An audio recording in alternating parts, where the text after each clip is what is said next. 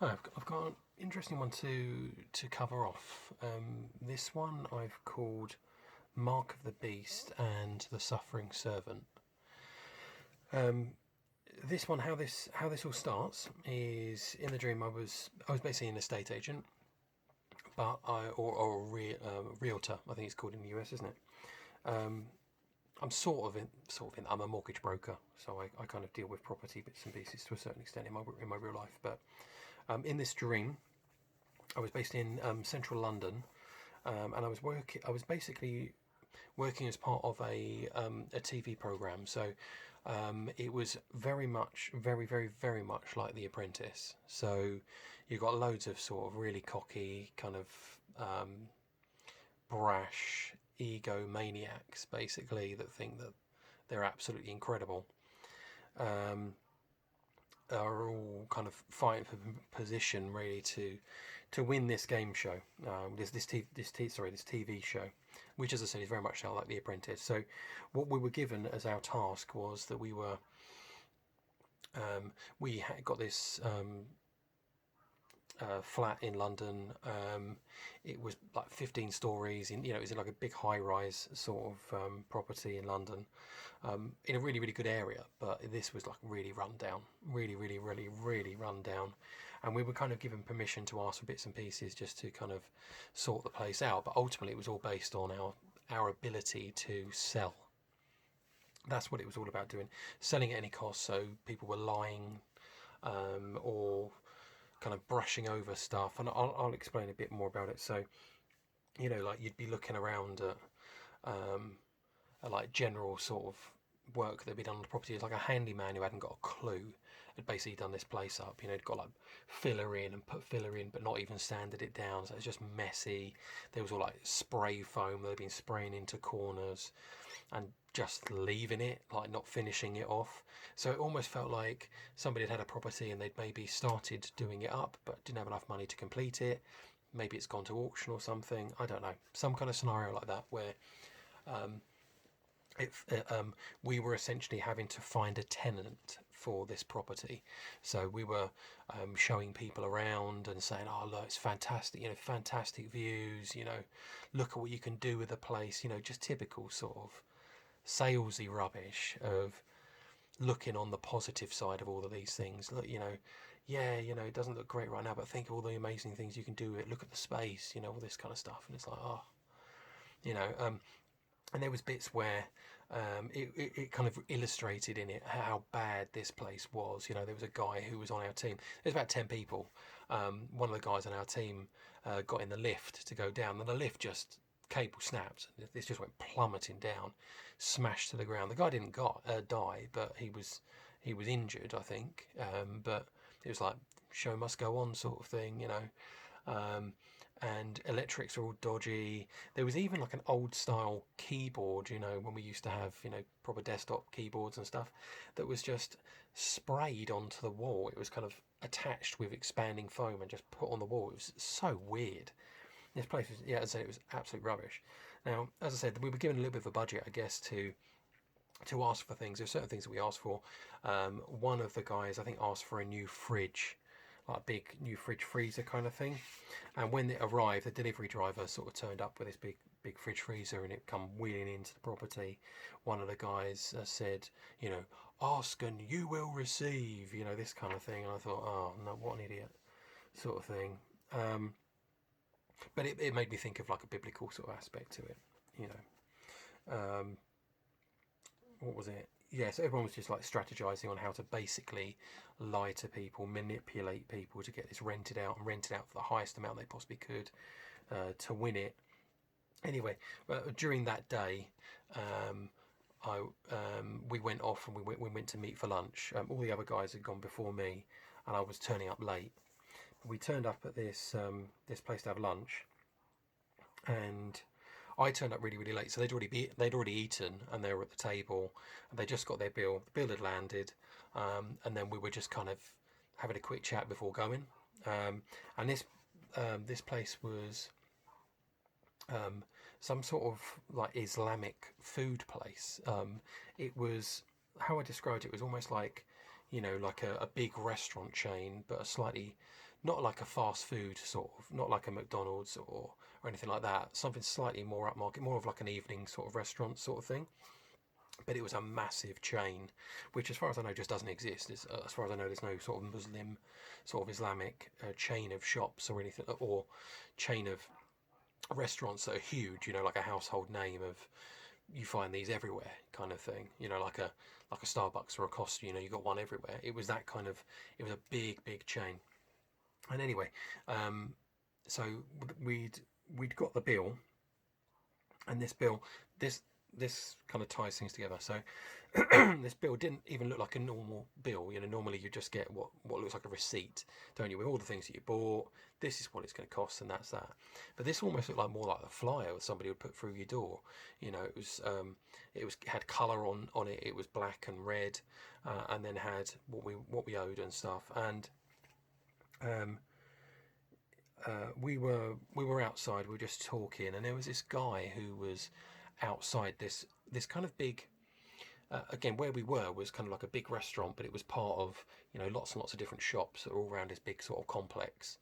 And there was a guy who was outside, and he was just absolutely raving about this restaurant. He was like, "This is the best Muslim restaurant there is around. It's incredible, best food you're ever gonna get, amazing, all this." And I was just like, it doesn't need it, you know. These places don't need it. There wasn't much footfall at all. There was hardly anybody really walking around. It was almost like a, like, again, I don't know. It's probably similar in many other countries, but for us, you get occasional, you know, you have like an out of town shopping centre, well, not a shopping centre, but you know, various different shops you just drive to, like a little retail sort of area, and they often put some food places in there just so people can spend a bit more time there. You know, like you stick a coffee shop in there, stick a McDonald's in there, and everybody's happy. You know, it was that kind of thing. But this was this Muslim, as I said, this Islamic food place, and anyway, this guy's raving about it. Somebody's showing me there. I'm looking at my phone. I'm just looking at a video. I'm actually watching some sort of this Christian evangelist, street evangelist. I'm watching and stuff like that. And the other guys sort of are looking at their phones and that. I just happened to look at this receipt that we got. You know, the bill. The bill had been paid. The bill had been paid by the guys, but you know, that I had this receipt in my hand. I must have taken it away. I don't know why. But I was just curious. I was just looking at, because I said this wasn't like a normal receipt. It was a bit weird, and it just piqued my curiosity just to look at it. And I looked at the very very bottom, and it said, "Your server today is Jesus." And I was like, "No way, no way!" I was like, "I can't believe it." I mean, how about this, guys? And I said, like Jesus, I said Jesus came. He came as a suffering servant. He is the servant. You know, he's the one who came to serve us and not, you know, serve others and not have himself be served upon. I said, look, it's literally like Jesus. He's a server, you know. And it just, as I said, it just kind of made me think of, even in the dream, I was thinking, oh wow, you know, like Jesus has come to you guys, come to the Muslims, you know, to serve you and to you know, make himself known to you and that kind of thing, you know, working in the Middle East, that kind of stuff was kind of what I thought in the dream. And then, as I said, we were all kind of like, all kind of looking at our phones and stuff like that. As I said, I'm looking at this street evangelism thing in between, you know, kind of really buzzing about hearing that Jesus is working in the Muslim community. Yeah, and I looked at one of the other guys' phones. I was like, kind of, sort of saying to him, "What are you guys looking at?" Because I heard some music, and I looked across, and he like handed his phone to me, and I looked at this thing, and it was I would say it was very kind of Marilyn Manson-esque, you know, kind of rock sort of stuff. But I was watching it. It was as I said, it was a music video, and it was very very sexualized. You know, it's all like women wearing hardly anything. And the weird thing about it was they're also, as he was kind of singing and stuff. These women were kind of merging into each other. Bodies were kind of like merging into each other. It was really really strange, and it kind of ended where it kind of it was zooming in, I guess, on a guy playing a guitar or doing something, but it zoomed in and zoomed in and zoomed in until it basically paused and the video ended, and it was actually paused on the guy's hand, and the guy's hand had some sort of weird scar on it. So it was basically raised. It looked literally like a cattle brand on this person's hand, and it was raised up. So it's like scar tissue that was raised up. And instantly, still while within the dream, I thought, that looks like the mark of the beast, or is that supposed to represent the mark of the beast or something?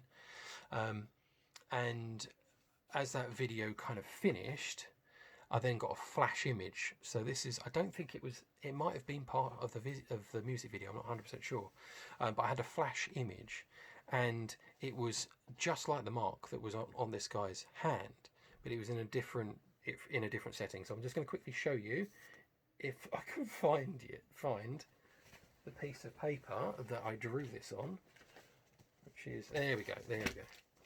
Very professional, very, very professional.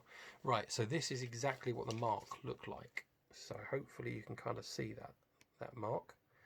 So that's exactly what it looked like on the hand. Now, as I kind of come back, this is going to make a lot more sense. So if you see that and the way that is, if it was much, much bigger and it was the size of my head, this would make a lot more sense as to what one of the other images look like, but I'm going to explain that in a minute.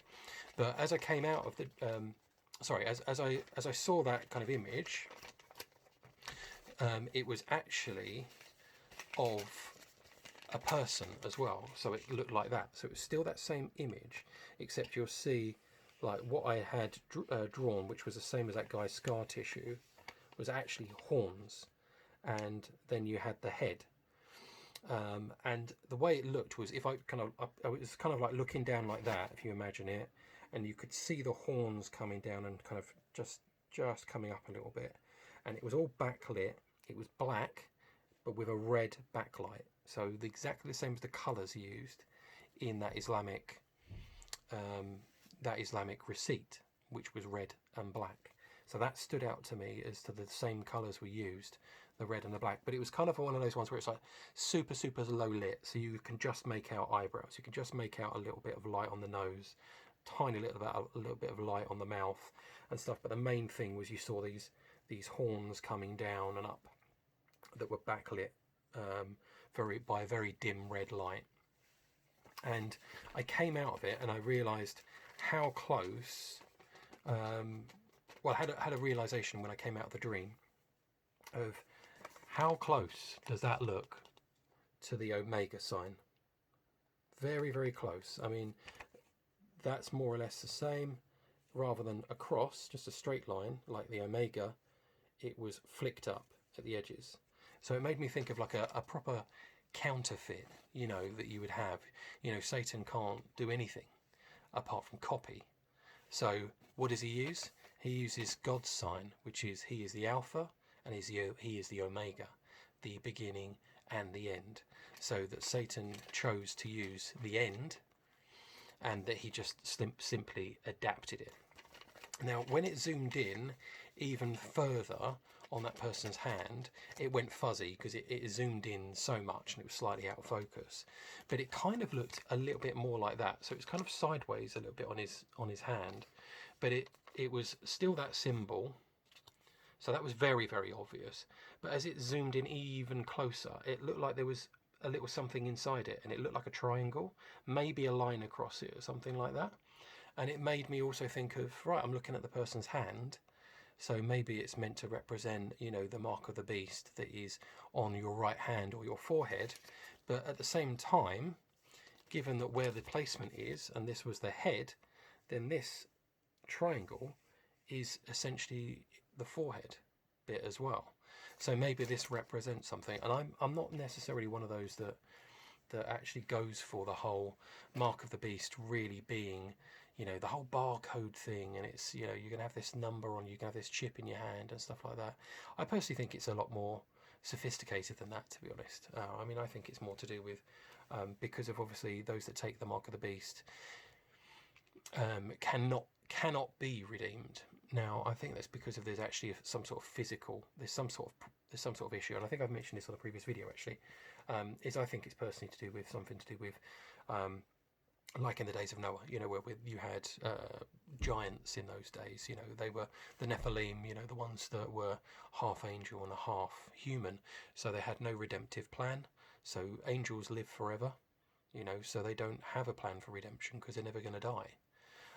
So that's why, those that were half, part angel and part human could never be redeemed. So they are the ones that roam this earth, that are in this no man's land. If they're in the spirit realm still, but they can't move on, but they can't be redeemed either, and they're kind of damned to be down here. They're the demons that we encounter. They are the demons that we encounter occasionally. Obviously, thankfully not every day, but I mean they're around us every day, of course, but we don't necessarily interact with them every day. So I think it's more to do with that. I think there's some way in which we're going to somehow pollute the human race to such a degree that we're just not redeemable. There's just no plan that would work. If you think about it, obviously, got the whole tribulation is all about, getting everybody to be redeemed. I mean, this absolutely horrendous things that are happening, but it's all just to shake up the world and say, come on, look, wake up, put your faith in me. Stop, going about what you're doing, and all these kind of crazy things that will happen is just to wake everybody up. And so I wonder whether it's the people, or that is the final, or maybe it's just that is just the final time. A bit like where what's it called, Pharaoh's heart is hardened to the point where he's never gonna let Moses and the people go. He does to a certain extent, but then obviously he's just so absolutely bent on just killing them all off. So I wonder, it could be like that as well, of course. But that was the main thing I wanted to sort of do. Is cover off. It's like that whole Mark of the Beast thing, branding. The other thing was when I came out of the dream, I also realised how incredibly close that symbol is actually to. I mean, look it up. How incredibly close that symbol is to in the film End of Days.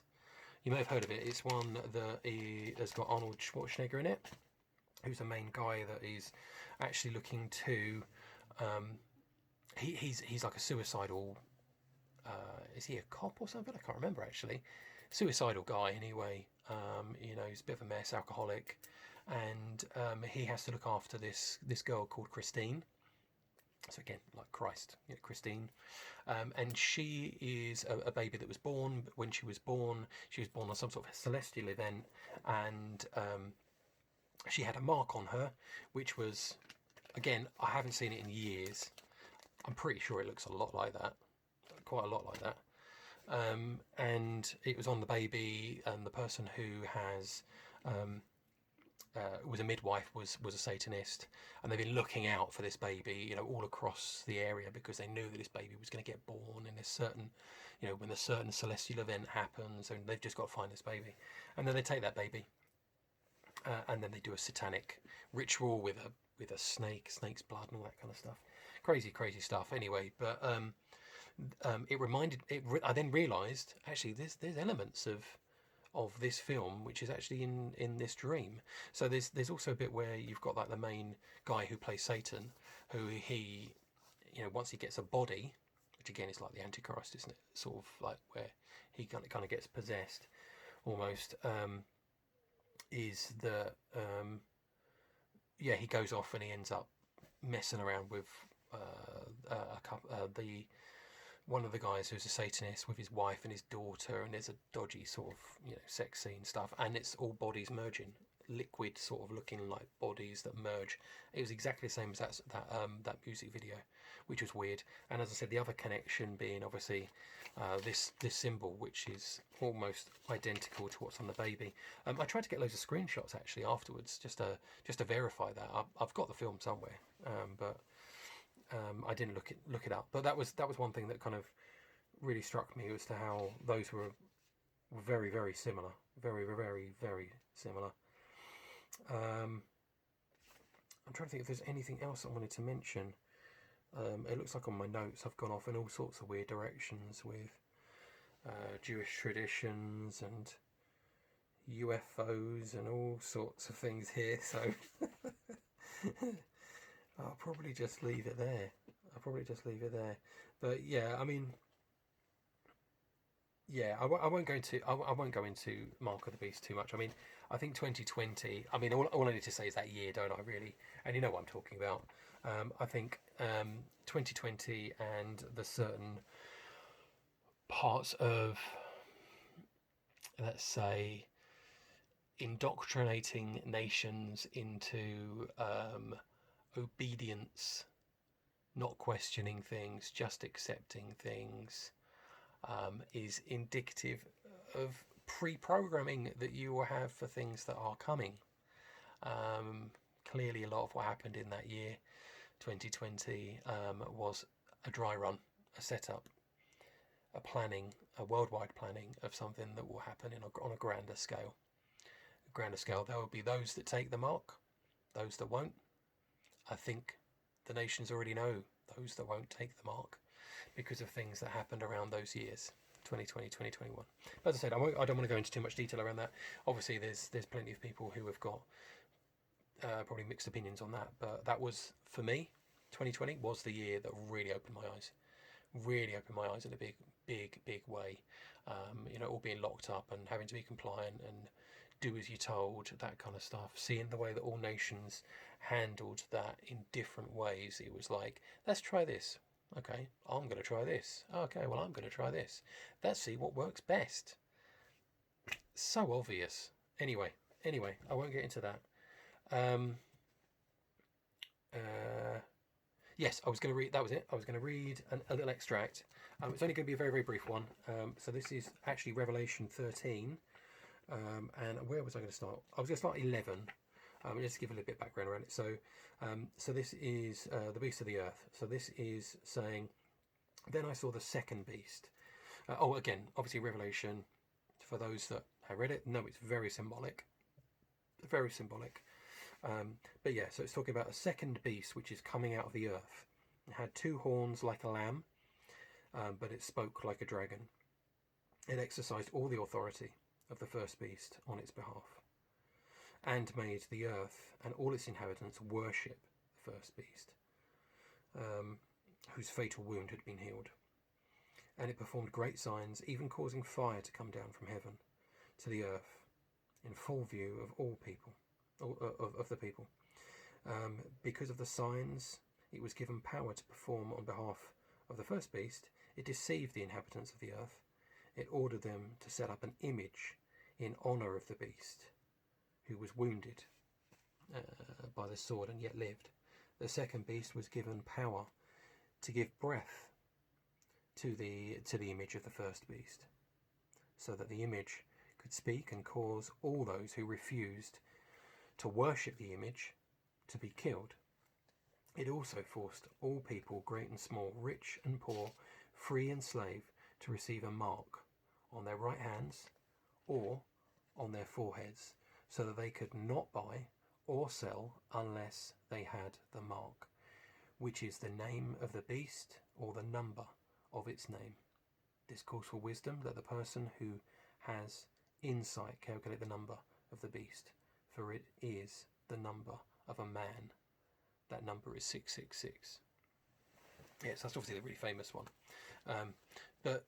So obviously talking about the mark of the beast. There's plenty of other places where it does sort of talk about the mark of the beast, but obviously it's something where it's going to prevent you from selling. If you're going to have a decision that you're going to have to make, am I going to take this mark that I think there's going to be a lot of deception involved. That's going to be saying, well, look, I think what's going to happen is, when it's going to happen, there'll have been huge famines, huge famines that have been happening. There's wars. There's going to be disease, there's going to be all sorts of problems, and it's going to be the solution. You know, maybe it's going to be, you know, look, we can inoculate you against all these terrible plagues that are coming up on the planet. Just take this mark, or look, if you take this mark, you're part of our club. You know, we'll provide you with food. We're going to provide you with, you know, support and all this kind of stuff. If you don't, well, you're on your own. We can't support you. You know, I think it's going to be, as I said, we've seen that in 2020, 2021, where we saw the outcome of not taking that. Yeah. So, as I said, I think we've seen the dry run of what's going to be happening. That was what woke me up personally. 2020, I didn't come to Christ until March of 2023, but there was plenty of things building up to that point. So again, as always, I go into way more than the dream, or end up talking about all sorts of bits and pieces. I do unfortunately go off on a bit of a tangent every now and then, but there is some fantastic teaching out there on this kind of stuff. The reason I mentioned about the Islamic sort of connection is when I was talking about Revelation, then it talks about the first beast, which is the one that's the Antichrist, or the one who tries to replace Christ, essentially make himself out to be, you know, some sort of savior person. And also you have the one that talks about that's like a lamb with two horns, is somebody who's going to be essentially imitating. He's the false prophet, isn't he? He's the one who actually gets everybody to basically backs him up. He's like his wingman, you know, backs up the first, you know, the Antichrist, the false prophet is his sort of wingman, you know, sort of stoking up maybe all the religious kind of aspect of humanity to get him behind this new saviour that's coming here, you know, to rule the nations and stuff like that. Yeah, personally, I think he's going to be Islamic, and I think it's very obvious he's going to be Islamic. Because of things I've seen. So, you know, you can see some stuff from the late, what's his name, MacArthur, talks about the Islamic eschatology, which is the complete opposite of Christian eschatology. So eschatology meaning, you know, end times events and stuff like that. So the Islamic faith has their own, which is the complete opposite of the Christian one. So who is our Antichrist, who is the, you know, the terrible person who's going to come, who's going to kill everybody, is their saviour. And the one that they're looking out for that's going to be their anti sort of saviour is Jesus. So what's going to happen there? I reckon there might be a little bit of a problem there. It's crazy. It's absolutely crazy. But they've got, yeah, so I said, MacArthur's got some good stuff on that on YouTube. Also, Pastor Nolan, Alan Nolan, does some really good stuff on that as well. So if you haven't looked into the Islamic side of end times prophecy, that is well worth looking into. As I said, even in this dream, it seemed to tie them together personally. You know, as I said, this random not fast food, but restaurant place, there's always it's actually the same colours as the Mark of the Beast thing, and this guy with the horns is probably meant to represent the Antichrist. And again, if you look into it in a bit more detail, everybody says that the Antichrist will come from the last nation. Is it the seventh or the sixth nation, which is the Roman Empire? So they think he's going to be somewhere from the Roman Empire. The Roman Empire was absolutely massive. So that's like saying it's going to be somewhere on a third of the map. Yeah, that's helpful. But it was actually the ones that destroyed it. It says in there that it's the ones that destroyed the temple is where the Antichrist will come from. Well, the ones who destroyed the temple, this is the Jerusalem temple. Yes, it was the Romans, but who was it specifically? It was the Syrian contingent. It was the Syrian local mercenaries. I mean, the way the Romans would do it is that they would, once they conquered an area, they couldn't just send people from Rome and populate all of their armies. They were just too small a country to do that. So they were just, whoever you conquered, you would then throw them into the army, and then they would be in charge of, obviously, you'd pay them, and they would form your army in those specific areas. So you had local knowledge for those local people. At that time, the Syrians, the Syrian Empire was, or area, let's say, was quite big, and it made up quite a large proportion. And if you look into all the different kind of armies, it's not really armies, but smaller battalions, whatever you want to call it, that came in, it was like out of, I think it was 5, 3 to 4 of them were pretty much Syrian or Syrian majority. And it also does say talk of the Antichrist and stuff like that, or it's called the Assyrian, which obviously was the Assyrian Empire, which is not quite the same, obviously, as Syrian, but it'll probably come from around that area, so somewhere in the surrounding Israel sort of area. But anyway, as I said, I went into way more detail, and I keep on saying I'm done. I am actually done. Hopefully you found that interesting. As I said, I would personally, if you haven't, certainly look into Islamic eschatology. It's very, very interesting, because you can just see how obvious it is, so incredibly obvious it is, on how Satan has set this all up. I mean, it's so obvious, so obvious when you see that. But anyway, thanks for your time. Hopefully you're finding these videos helpful, and there's many more to come. I'm just kind of picking out the sort of interesting ones at the moment, but I've got loads and loads of different ones, various different topics. Okay, see you soon.